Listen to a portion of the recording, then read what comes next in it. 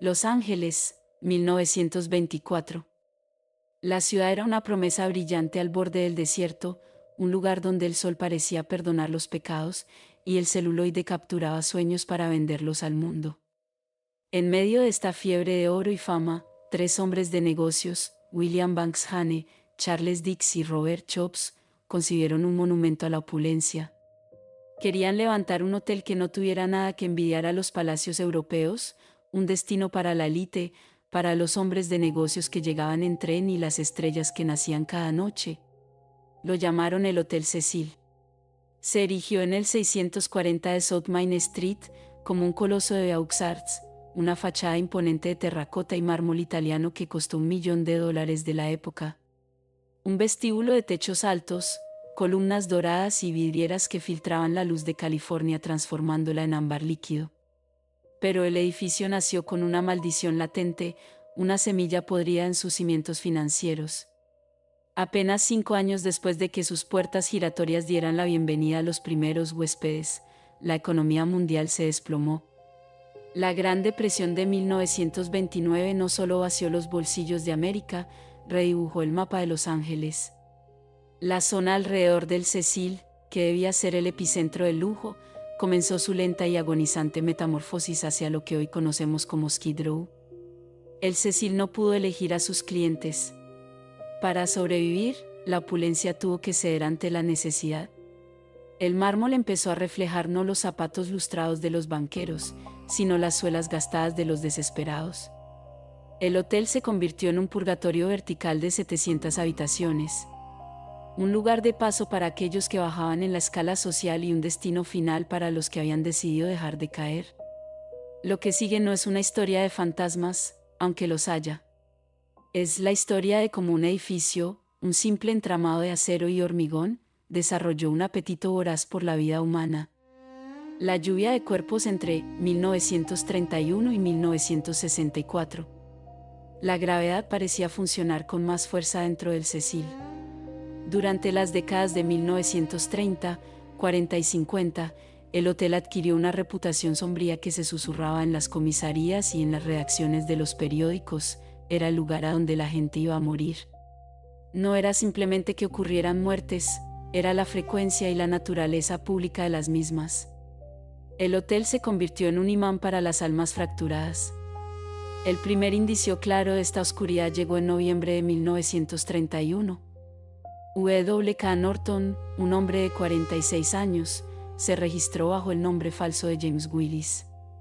Era de Manhattan Beach, un lugar donde el océano suele lavar las preocupaciones, pero Norton traía consigo una carga que el mar no podía disolver. Una semana después de su llegada, el personal de limpieza encontró su cuerpo sin vida en la habitación.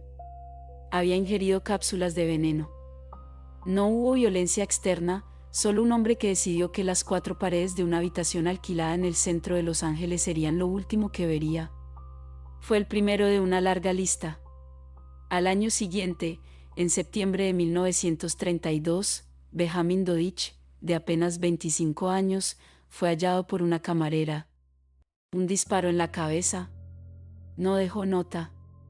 La sangre manchó las alfombras que alguna vez prometieron lujo. La juventud de Dodich fue el primer aviso de que el Cecil no discriminaba, devoraba tanto a los viejos cansados como a los jóvenes desesperados.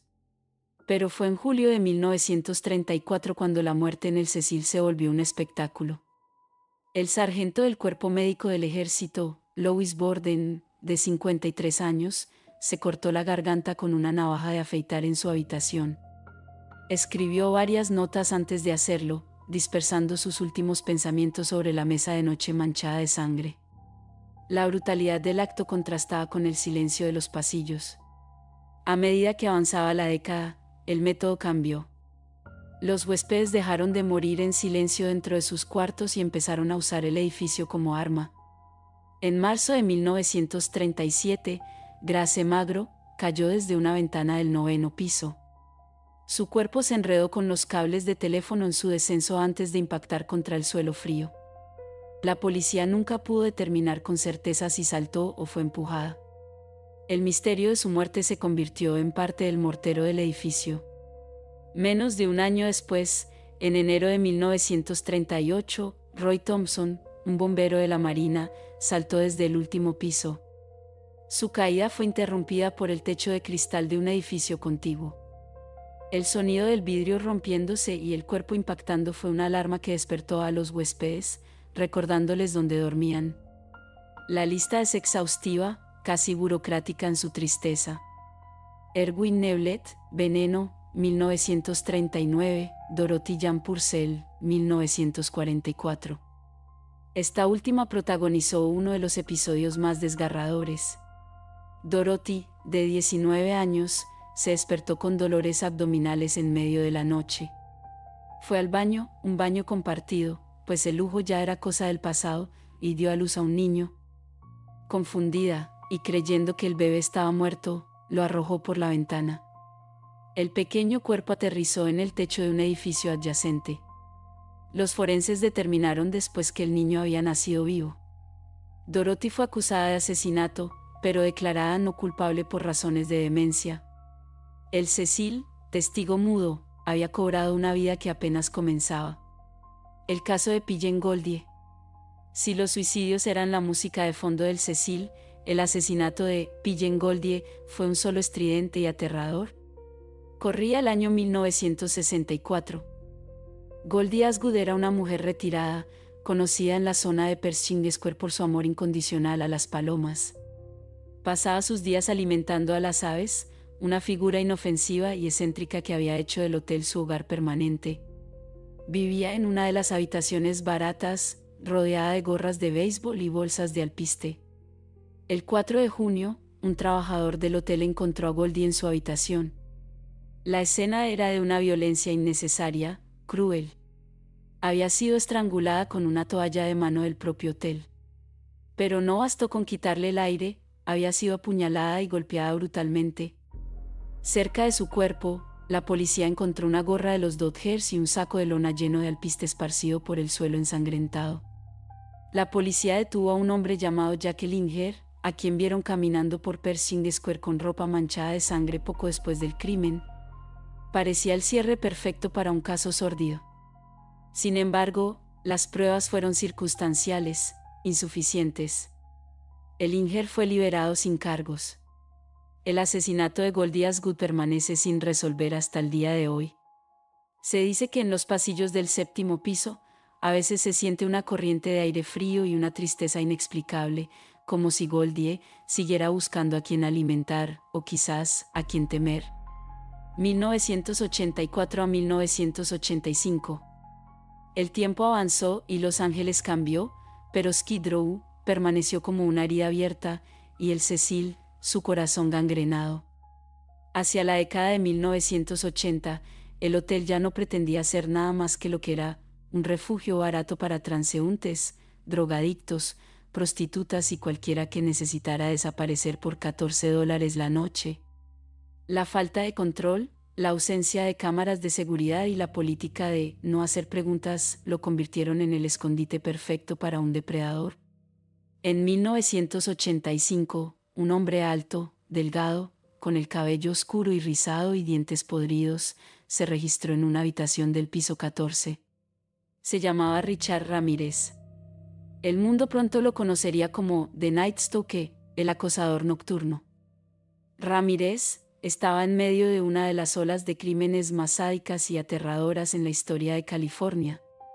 Entraba en casas al azar, violaba, torturaba y asesinaba hombres, mujeres y niños, dejando a menudo símbolos satánicos en las paredes o en los cuerpos de sus víctimas. Era el caos encarnado. Y cada noche, después de saciar su sed de sangre, Richard Ramírez regresaba al Hotel Cecil. El hotel le ofrecía una invisibilidad que no podría haber comprado en ningún otro lugar. Llegaba de madrugada, a menudo cubierto de sangre. En cualquier otro vestíbulo, un hombre ensangrentado habría provocado gritos y llamadas a la policía.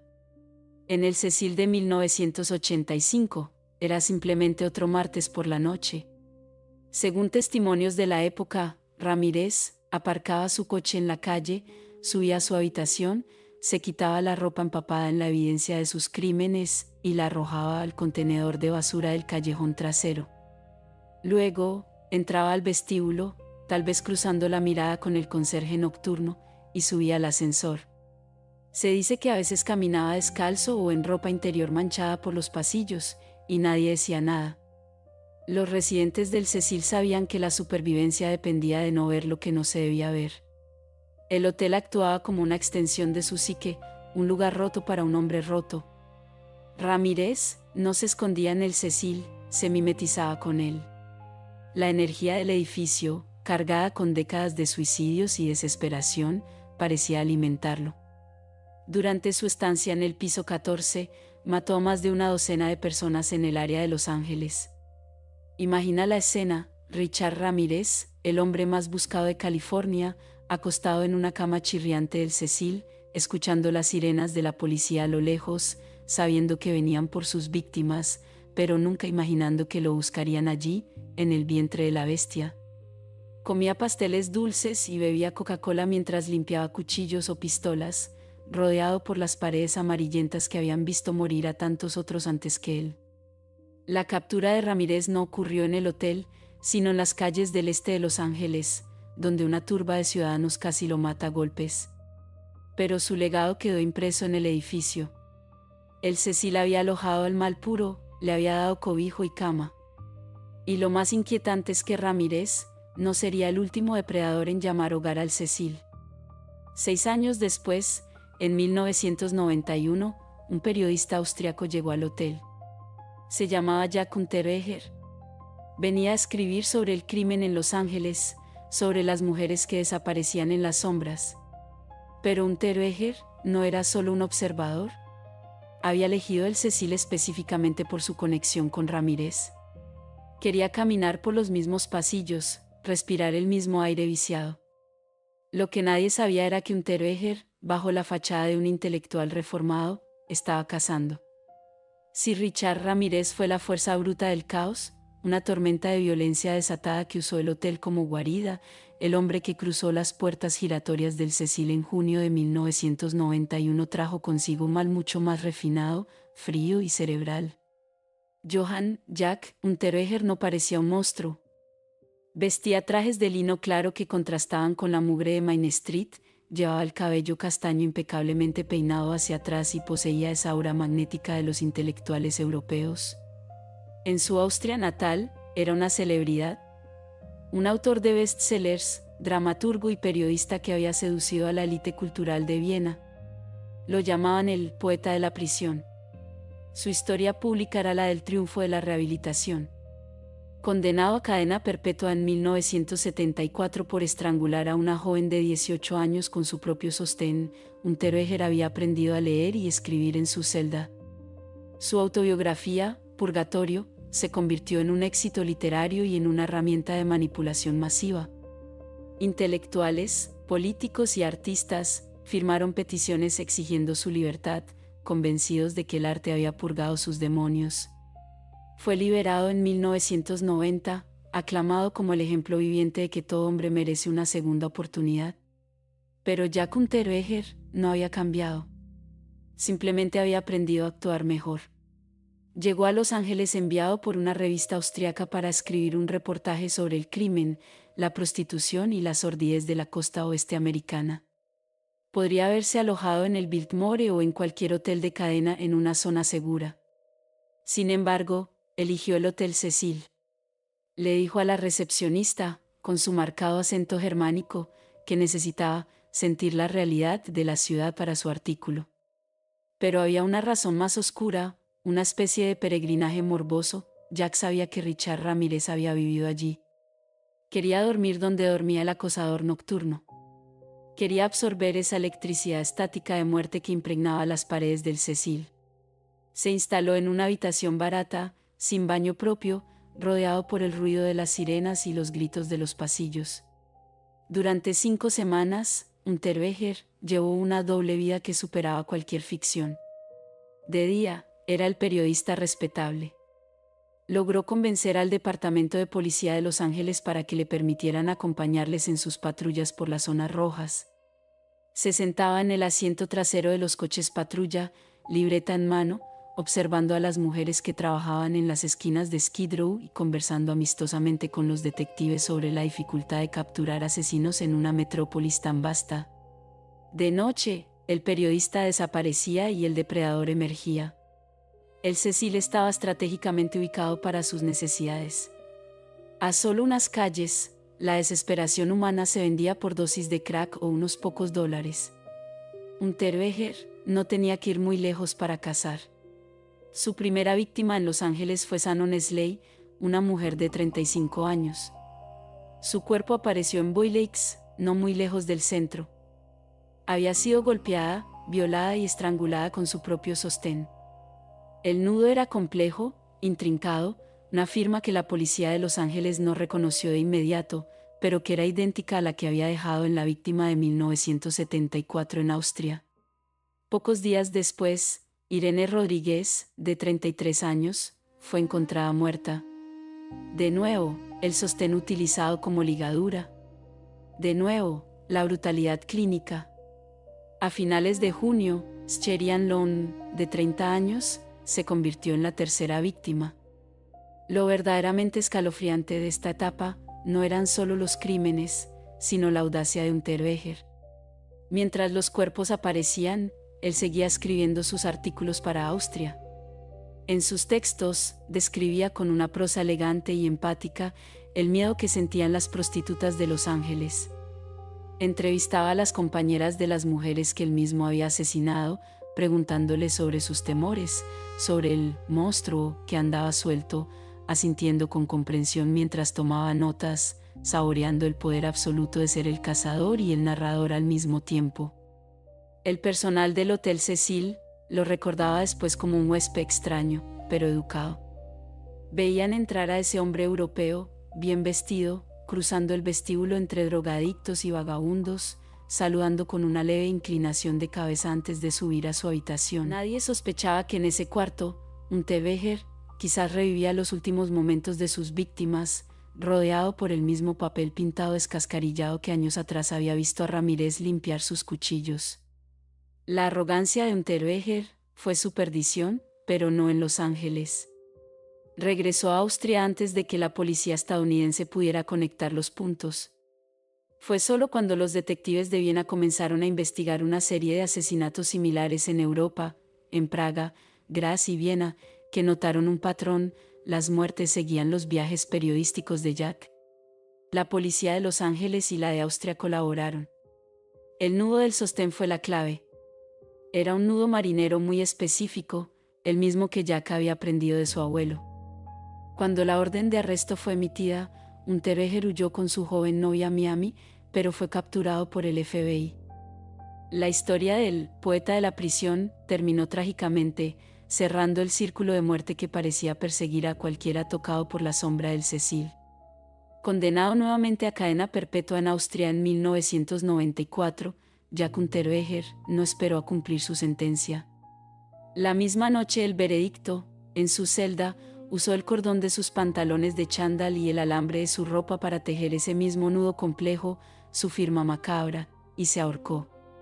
El Hotel Cecil había alojado a dos de los asesinos en serie más notorios de la historia en menos de una década. Para los habitantes de Los Ángeles, el edificio ya no era solo un hotel decadente, se había convertido en un templo maldito. Se decía que el suelo del Cecil tenía memoria, que absorbía la sangre y el sufrimiento y los devolvía en forma de pesadillas para los nuevos huéspedes.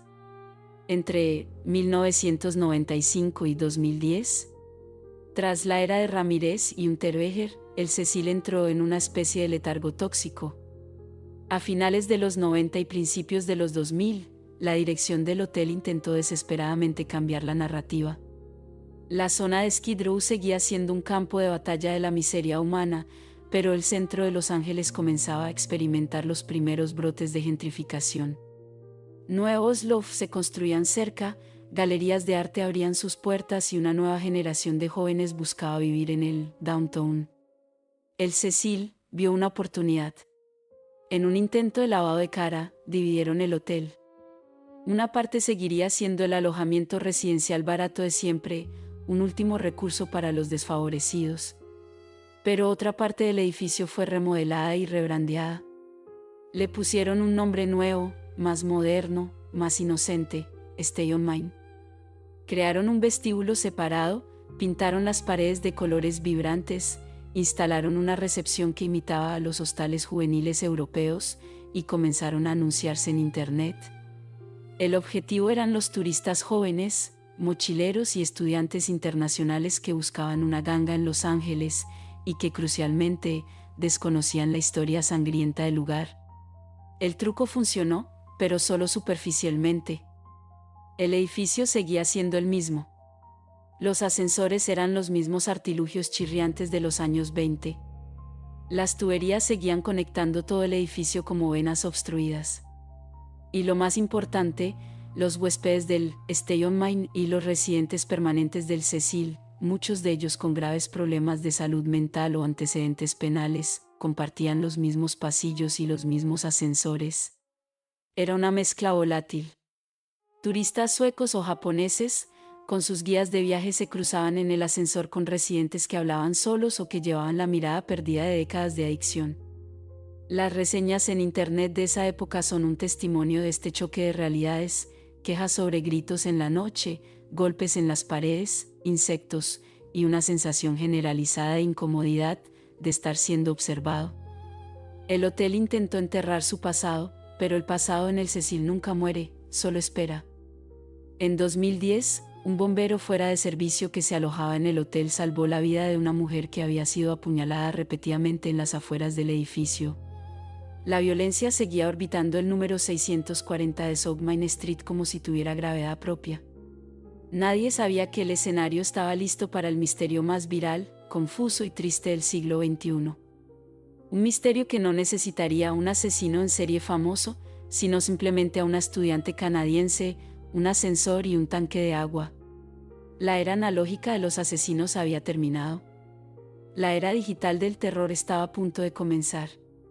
El 26 de enero de 2013, Elisa Lam cruzó el umbral del Cecil. Tenía 21 años, era hija de inmigrantes de Hong Kong y estudiaba en la Universidad de Columbia Británica en Vancouver. Elisa no encajaba en el perfil habitual de las víctimas del Cecil. No era una prostituta, no era una drogadicta, no era una vagabunda. Era una turista. Estaba en lo que ella llamaba su gira por la costa oeste, un viaje en solitario para encontrarse a sí misma, tomar fotografías y escribir en su blog. Se registró en el hotel, atraída probablemente por las tarifas económicas del Stay on Mine. Le asignaron una habitación compartida inicialmente, pero sus compañeros de cuarto se quejaron de su comportamiento extraño. Elisa dejaba notas con frases inconexas en sus camas y le cerraba la puerta con llave. La gerencia, acostumbrada a lidiar con excentricidades, la trasladó a una habitación privada. Elisa mantenía contacto diario con sus padres. Les llamaba cada día para contarles qué museos había visitado o qué libros había comprado en The Last Bookstore, una famosa librería cercana. Pero el 31 de enero, el día que debía hacer el check-out y viajar hacia Santa Cruz, el teléfono de sus padres en Vancouver no sonó. El silencio de Elisa disparó la alarma. Sus padres contactaron a la policía de Los Ángeles. El departamento de policía inició una búsqueda rutinaria que pronto se convertiría en una obsesión global. Registraron su habitación. Todo estaba allí: su ropa, su identificación, su medicación. Pero Elisa se había desvanecido. Los perros de rastreo recorrieron los pasillos, subieron hasta la azotea, pero perdieron el rastro. Era como si la tierra, o el edificio, se lo hubiera tragado. Durante 2 semanas, el hotel continuó operando con normalidad, mientras la policía revisaba horas de grabaciones de seguridad. Los huéspedes dormían, se duchaban y bebían agua, ignorantes del horror que se gestaba sobre sus cabezas. Fue entonces, a mediados de febrero, cuando los residentes empezaron a notar algo extraño en el suministro de agua. Primero fue la presión. El agua salía de los grifos con un hilo débil, inconsistente. Luego fue el color. Al principio turbia, luego oscureciéndose hasta alcanzar un tono marrón negruzco al abrir el grifo por las mañanas.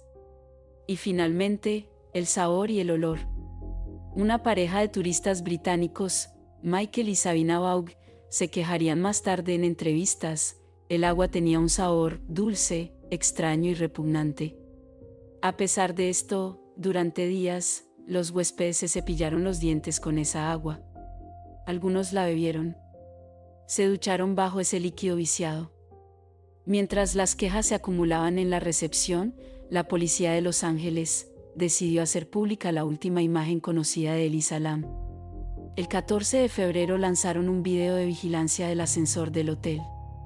Ese video de 4 minutos cambió todo. No mostraba un crimen, al menos no uno visible, pero mostraba algo profundamente perturbador.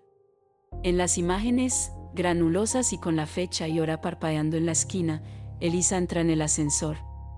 Viste una sudadera roja con capucha, pantalones cortos grises y sandalias. Presiona múltiples botones, una y otra vez. La puerta del ascensor no se cierra. Lo que sigue es una danza de comportamiento inexplicable. Elisa se asoma al pasillo con cautela, mirando a ambos lados como si se escondiera de alguien o de algo que la cámara no puede ver. Retrocede y se aplana contra la pared del ascensor. Vuelve a salir. Hace movimientos extraños con las manos, gestos ondulatorios, casi teatrales, como si estuviera nadando en el aire o acariciando algo invisible. Habla con alguien que no está allí. Entra y sale del ascensor varias veces. Finalmente, sale del plano hacia la izquierda y no vuelve a aparecer. Las puertas del ascensor, que habían permanecido abiertas todo ese tiempo, se cierran y se abren varias veces, vacías, como si el mecanismo hubiera vuelto a la vida solo cuando ella se fue. Internet estalló. Millones de personas en China y Estados Unidos analizaron el video fotograma a fotograma. ¿Estaba drogada? ¿Tenía un brote psicótico?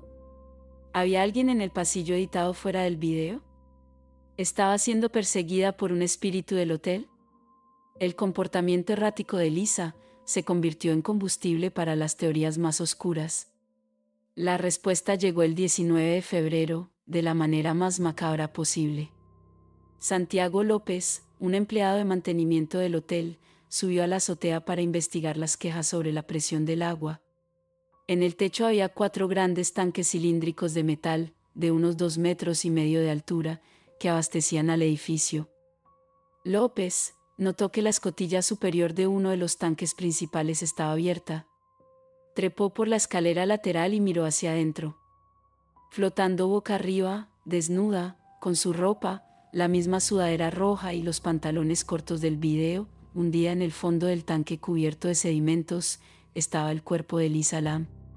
Había estado allí durante 19 días, descomponiéndose lentamente en el agua que los huéspedes habían estado utilizando. La noticia horrorizó al mundo. El Hotel Cecil había superado su propia leyenda negra. El rescate del cuerpo fue una pesadilla logística. Los bomberos tuvieron que cortar el tanque de metal porque la apertura era demasiado pequeña para sacar el cuerpo con el equipo necesario. Esto generó una pregunta inmediata que alimentó el misterio: si era difícil para los bomberos sacar el cuerpo, ¿cómo había entrado Elisa allí sola?